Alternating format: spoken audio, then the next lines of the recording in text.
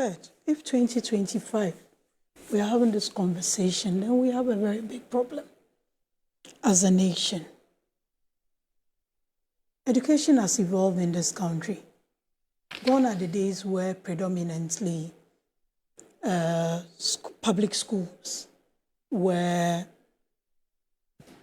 the go-to institutions for continuous learning. But these days we have a lot of private schools, a lot of international schools within the realm. I never did anything to my hair from when I was a child till after secondary school. My younger sisters did, but were forced to cut it, and they continued after secondary school. Until date, nobody has been able to prove a correlation between keeping hair and discipline and academic performance. We have maybe because we've not done any research on it. Well, I don't think anybody has. How many years? Now, if someone has, it would be nice to read it. But I don't think there's been a serious correlation. But if we are talking about the challenges that have pertained in our schools from colonial days till now, let's go on that tangent. But don't let us just make a blanket statement that girls must keep their cut their hair. Students must cut their hair, but fundamentally it affects girls. And it's boys. Not a big deal for boys. Because hair is part of our values. It is actually now, And even because when boys this- are having Shamima, different please. forms of expression Shamima, these days. please. So Hair. it is also an issue for Shamima, boys. please. Sorry. We're talking about hair today, right? Because a girl got her hair cut and she's not happy about it. I think I've even seen a post of the father threatening to take the school home. Right. Of that young girl. Of that young girl. I've seen something. It's fake. In that. It's fake. Because that Okay. was a salon cut. It was not a school cut. Okay, that's That fine. white girl, it was not cut in the school. That's fair. Okay. If you look at it. That's fair. She was carried to the salon. not Whichever by the way, we are school. having by this the school. conversation because someone's hair got cut against their will. When Shamima was talking, she spoke about having religious considerations and all that. Look, if we want to keep our public schools with a certain rules, let's implement them to the latter. But the moment you go giving exceptions, I remember when I was in secondary school, we all used to bath cold water in the morning. But there were some that had to go to the kitchen for hot water. And it was abused by some, just by the mere fact that someone could write a note or their parent could write a note and that, their child cannot bath. But some had genuine reasons, like rheumatism and all those things, and couldn't bath cold water. And we used to be on a hill, so it was pretty cold in the morning. There were some that by virtue of their medical conditions ate special diets. And it was also abused because some didn't like certain foods. So on those days, they go and take special diet and eat. Right. So we were talking about health, we were talking about religious consideration, like for him, Shami also talked about Bosomba and all that. Spirituality. There are a lot of considerations by virtue of our circumstances. Right. Are we now talking about just with all the evolution or reformation, whatever we choose to say, about education in this country? Are we limiting this aspect to just boarding schools or day schools to our parts? For the longest time, day schools were not so common when it came to the secondary level. And we're having this conversation because it doesn't apply at the kindergarten to junior high school level. I don't know about other school, but that is not really an issue from kindergarten to junior high school level. Hair is never a conversation. Certain things are never a conversation. A student is supposed to look neat, presentable, and disciplined. Right. Are we now limiting the hair to it? Because what are the issues in our secondary school? When you were in school, what was the size of your buckets? The 34? Most of us had buckets that we could carry.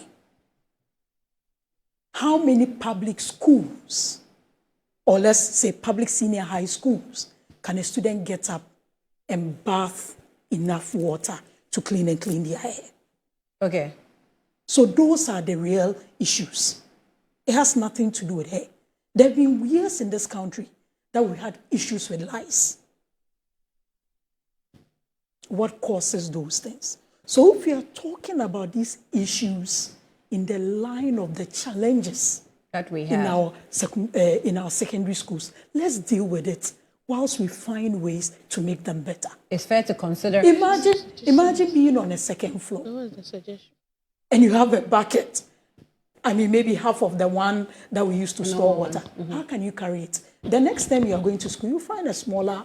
I had mates who had buckets just a little bigger than pails because of the carrying of the water and all that, because of the temperature of the water in the morning. You just want to get in and get out. So those are the real challenges. It's not just a matter of keeping hair and all that. We take our daughters to me. My daughter is nothing like me. You touch her hair, it's a big deal. She wants to look pretty wow. Saloons are part of our program for the week. If I'm not around, I have to make arrangements for her too. That's what she's used to. It has no bearing on her performance in school, behavior. Saying that it's cuts across. Okay, but let's look at it. Okay, so let's look at high school level. I like where you started from. Challenges we have in the school. Good. Now, water is now a when challenge. it comes to, you get it. Let's take as for time management. So hold and on. Let's take those water things. for example. Yes. She mentioned boarding house. Water is not a challenge. I said time is not a challenge. No, what I'm saying is also time management. There's time management. That's what time. I don't even want to. There's a calendar. They are giving I don't want to consider time as a challenge. So I want to consider resources as a challenge. So let's take water, for example. You have boarding school, as she mentioned. Yeah. If you have boarding schools, like when you go to the Western region, for example, mostly they have water shortages in the school. If you're a student and say you're keeping your hair, and you have to be washing the hair. So like my guys I work with, they keep their hair and it's always like in a locked form. And you probably want to have the convenience of washing your hair. Obviously, there's no water. So you're going to keep that hair for about a week where there's no water. And then it's going to gather dust, lice, all kinds of... So you'll be moving about with your hair smelling. So at the end of the day, you become an inconvenience to other students. Exactly. So that can also the real so that can also be considered as part of the discipline. Those who have long hair or those who have short hair. If they have short hair, would this be a problem? No, that's the point I'm making. That's the point we are making. No, that's the point we're all making. It's not just a matter of cutting. No. We're saying that that's not we're looking at the challenges. It's not just a matter of keeping short hair. If you consider the challenges we have in our school, keeping long hair. Yes. So there are practical challenges of keeping long hair. Exactly. That's what she's agreeing to now. Yes. Okay. But I never disagreed to. She didn't disagree. That's why she started from a different. Did we not start by saying that there are fundamental practical challenges? Okay. But you seem to dismiss those arguments. Dismiss which arguments? Okay, so I'm happy. I'm happy. Thank you. About the real challenges. Okay. I'm glad all of you agree. No, but it's good to consider it's not just a matter of. Oh, I'm happy to hear that. I didn't quite understand. Thank you. Okay, go ahead. Please go ahead. It's not just a matter of tables and chairs. It's not just a matter of equipping labs. It's not a matter of just wanting to look beautiful. But the circumstances you find yourself in. But if we go into the realm of religion, we go into the realm of all those things, then we need to be careful. Because can you imagine if, for instance, everybody the two of us sitting here are Muslims, right? Mm-hmm. You're supposed to pray from year 7 or age 7. You're supposed to pray 5 times a day. Some schools don't allow Some schools don't allow it. Are we going to have a conversation about that? We are. It's an ongoing conversation. So let's be careful how we try to expand tone down the on the challenge, the real, and just make it about, oh, you're supposed to cut your hair, you're supposed to cut your... We cut our fingernails to look neat so that we don't have dirt in them and all that. Those were, years before, those were considerations. Your teacher checks your fingernails. They'll use a ruler to hit it. So what if someone decides that by virtue of my religion, I'm not supposed to cut fingernails? Yeah. All those things. So we really need to deal with the issues. That is where that's where I actually disagree to a certain extent. So we have to be careful. What is your suggestion? The exceptions, Shamima. Yes. Okay. We have to be careful. The exceptions we're granting some students based on spiritual. How do I even, as a school? Hold on. I am saying that. So here, Laura to this morning told us, even in their time, that when there's a rule, there's always exceptions. Yes.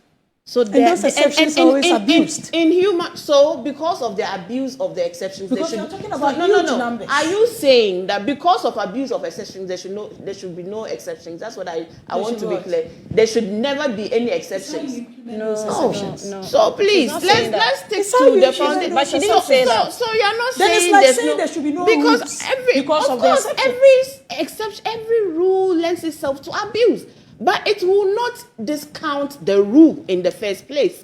So here you are not arguing that solving the challenges. But so suggest how to make it more stringent so that the exceptions are not abused. Because let's not confuse the watching public, because you seem to be reprobating and approbating on this issue. In one breath, you recognize there are exceptions, and they've always been exceptions. There were exceptions during your time. There were exceptions in our education since times immemorial, because it's a human institution. It's a human institution that is bringing together people and children from so many different backgrounds who have various forms of conditions who still retain the right to an education. And so you must make provision for exceptions. So if I'm hearing you, nobody is... Shouldn't it be a choice? Shouldn't what be a choice? Shouldn't keeping your hair or not keeping it a choice if that's the tangent you're going? Make your argument. Why don't we commit? Why don't we commit? You are being very political this morning. What is political about this? Laura, to state clearly, are you for children keeping their hair in school or not? State it clearly and let's understand you. No. You to tell the public that I am for Ghanaian children in secondary school to keep their hair long. Ghanaian children in secondary school. But this confusion commentary we are making, it doesn't make... You are confusing yourself. Okay, so let me finish my point. No, she didn't land when you came in. How many years have we been having this conversation? Probably since the inception of education in this country. Over the years, what have we been trying to do? Try to improve learning outcomes and try to improve the infrastructure. Right. Water, which is the fundamental thing to keeping yourself neat, has always been a challenge. It's a big challenge. And now we should use buckets to wash hair. In our secondary schools, right? In our secondary schools. Why are we having this conversation about not keeping it? It's just for the sake of it. That's why I started by saying that for me, I haven't seen any study that explicitly talks about a correlation between discipline and all keeping that. it. Like you asked earlier. Okay, who has made that argument? I can't make my argument. No, who has made that and say you can use about your own words you choose to use. You've made your argument. I'm making my argument. And you want to make it seem as if my argument that I'm making just because you don't agree with it. I'm saying that who has made the argument that there's a correlation between intelligence and she's only making her point. Allow her. You just make your point. If you listen to me, you understand. For what purpose? Please. Hey, madam. Who did you? Who said true? When? I heard it right now. I didn't do anything. Okay. Maybe because of the exchange you heard. You're really hearing a lot of things today, Shamima. Pay attention. Nobody. You're hearing a lot of things today. Exactly. Okay, everything we are saying here is in the interest of of our nation. It's in the interest of our education Okay, so the point system. you're making is that you don't have a problem. Sorry, I don't have a problem if the circumstances in the school, the child can keep their hair. I don't have a problem. That's why I said that I never kept my hair until after secondary school. Okay. I never had anything done to my hair until after secondary school. Yeah. That is me. It was a choice. My younger sisters did. But they cut it when you got to secondary school. Because most parents don't even want to go and be talking about these rules. But we've become very, how do I say it? Things have evolved so much. People understand what their rights are and all that. We have a lot of rights, human rights conversations these days. Some people think that it's my right to keep my hair. You remember the argument, the debate on the hijab? Yes. For Muslim girls in schools? That also we've also had a debate on we can have the arguments, we can have the exclusions stretched all the way. Yes. We've also had arguments of people, some schools not allowing students to pray. It's there, right? But what's the rule in the school? You have a timetable. Like I always used to say, there's a timetable for every school. If you find yourself within a different faith in the school, and you need to practice, you need to be able to fit yourself in the timetable and still fulfill your obligations without being a distraction to them. But the thing is that some insist that the fact that your religion is not what the school is based on, even if you find time to practice your religion, you shouldn't do it. Those are some of the complications. But what I'm saying is that why don't we face our real challenges? It's like we are always holding on to the leaves rather than dealing with the root cause. You think that if kids will get up in our school, which will be a long time coming anyway. So do you support children keeping their hair or students keeping their hair? I don't care. For me, it's not an issue for me. If they keep it and keep it well. I don't know about now. If you want to keep it and keep it well. Keep it well. No, because it has become a national concern where the minister has even come in to, what's it called? Send a directive across to all schools to practice it. It's a short hair and nothing else. I don't know about now, but the training colleges, they had a standard way of keeping their hair. Yes. If you don't want to cut it, there was a way, I think it was cornrow or something.